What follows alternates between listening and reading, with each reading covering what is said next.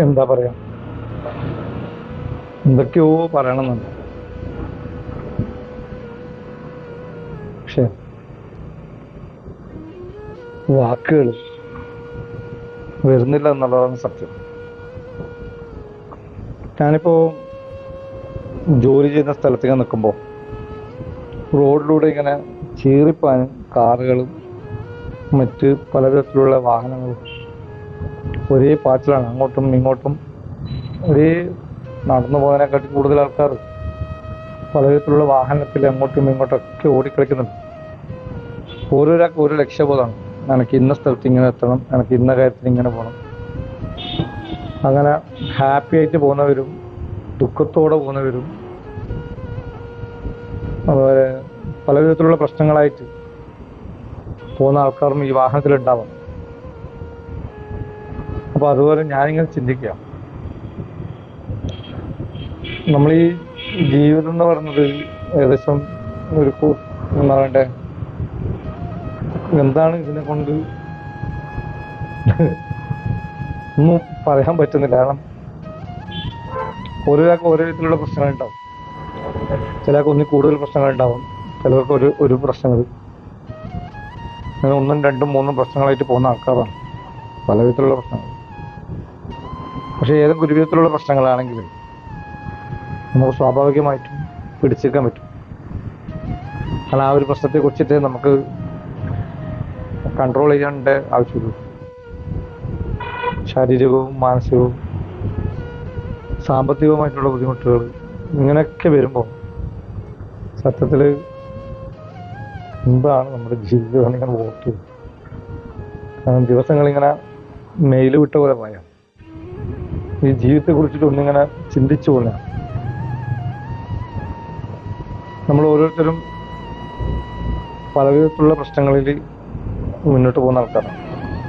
നമ്മളിങ്ങനെ പ്രതീക്ഷകളാണെല്ലാം, ഇന്നല്ലെങ്കിൽ നാളെ രക്ഷപ്പെടും എന്നുള്ളൊരു പ്രതീക്ഷ. ആ പ്രതീക്ഷയെ തന്നെ നമ്മളെ ജീവിതം മുന്നോട്ട് കൊണ്ടുപോകുന്നത് ആ പ്രതീക്ഷകൾ തന്നെയാണ്, അല്ലേ?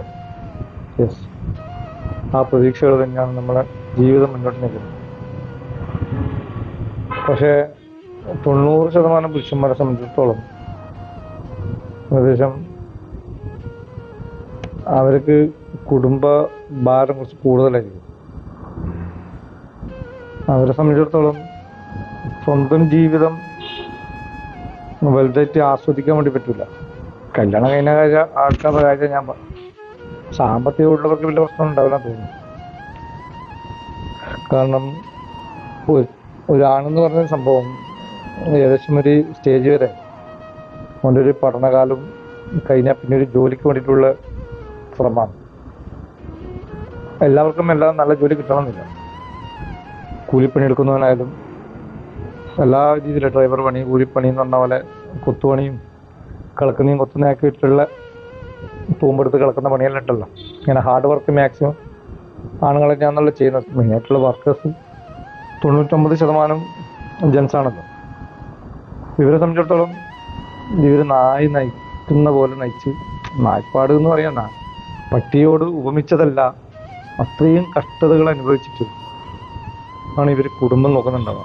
പക്ഷെ ആ കുടുംബം നോക്കി കുറച്ച് കഴിയുമ്പം ആ ഒരു കല്യാണം കഴിഞ്ഞതിന് ശേഷം പിന്നത് കുട്ടികൾ, ബാധ്യതകൾ, ഇങ്ങനെ ഓരോ സ്റ്റേജ് വരുമ്പം സത്യം പറയാന്ന് വെച്ചാൽ ഈ ആണായി പറഞ്ഞിരിക്കുന്ന ഒരു റെസ്റ്റ് ഇല്ല എന്നുള്ളതാണ് സത്യം.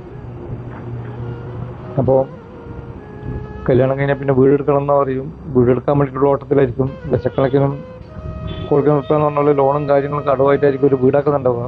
അതിൻ്റെ കടവും ബാധ്യതകൾ ഇങ്ങനെ പോകുമ്പോഴായിരിക്കും കുട്ടികളെ ഓരോ ആവശ്യങ്ങൾ വരിക.